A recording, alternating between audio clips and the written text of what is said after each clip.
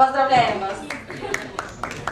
Чек талап кылып байге утуп ал кызыктыруучу лотереясынын экинчи этабында ноутбук, iPhone, смартфон жана кыздар жакшы көргөн Dyson чач үтүгүн жеңип алган 60 ашуун жаранга сертификаттар тапшырылды. Бул жеңүүчүлөр Бишкек жана Чүй облусунун тургундары. 100дөн ашык сомго чейин чогулткам. Мага деген канча чек 1000 сомго чейин чек киргизсең бир лотерея берилет. Меники ошо чегимди деле санаган эмес. Ошо мамлекеттики болгон үчүн мен ишендим. Күттүңүзбү беле? Жок, күткөн эмесмин.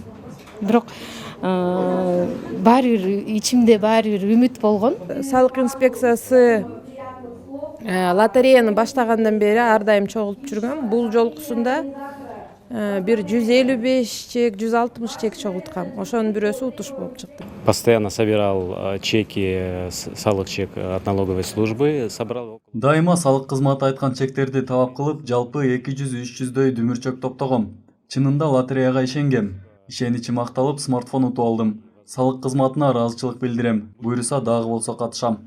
Эми калган аймактардын жеңүүчүлөрүнө да байгелери тапшырыла баштайт. Алгач жеңил типтеги белектер гана ыйгарылууда. Жакынкы күндөрү лотереянын башкы байгесин жеңип алган 25 жаран үчүн чоң майрам болот. Себеби 4 киши Дубайга эс алууга барса, 10 киши батирлүү, 11 жаран автоунаалуу болот.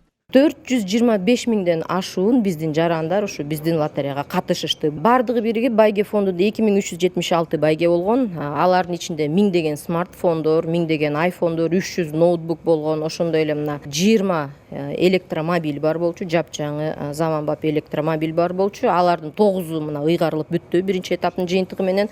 Буйруса мына 11-инин дагы жеңүүчүлөрү аныкталган, сайтта тизмеси илинип турат. Мамлекеттик салык кызматынын чек талап кылып байге утуп ал кызыктыруучу лотереясы ушуну менен жыйынтыкталды. Бирок лотереянын экинчи этабында эрежени бузган 25 жеңүүчү жокко чыгарылгандыктан ал байгелер жакында өтө турчу акцияда ойнотулат. Ага катышуу үчүн чек талап кылып дүмүрчөктөрдү чогулта берүү керек. Акцияда ошо чек менен байланыштуу болуп өтөт. Бирок бир аз лотереядан айырмаланып турат. Акцияда рандомайзер системасы колдонулбайт. Акция менен лотереянын айырмасы деген лотереяда биз жана рандомайзер системасын кокусунан туш келди, дал келди сандарды тандоо системасы менен өткүзгөнбүз.